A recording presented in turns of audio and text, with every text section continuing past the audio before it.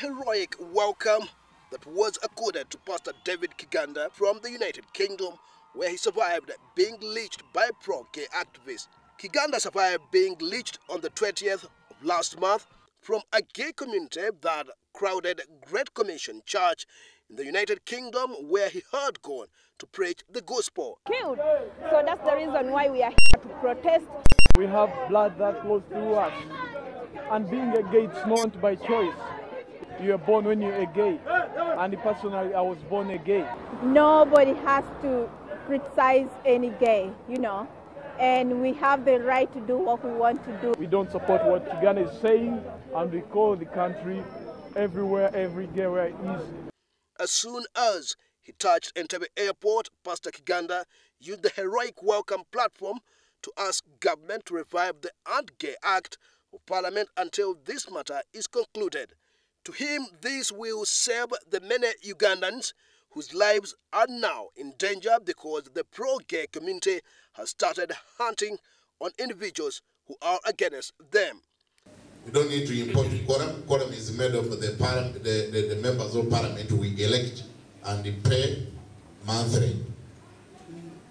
If at all there is a will to pass this bill, we would request them to come up and pass the bill instead of keeping Ugandans in a curtain. Kiganda is concerned that efforts by the Kawempe North Legislator Latif Sebagala to have the act revived have also been frustrated. We really don't know. We would therefore kindly request the Parliament to come and tell us about what happened on those signatures that they collected. To him, his attack was by Ugandans who are seeking UK citizenship.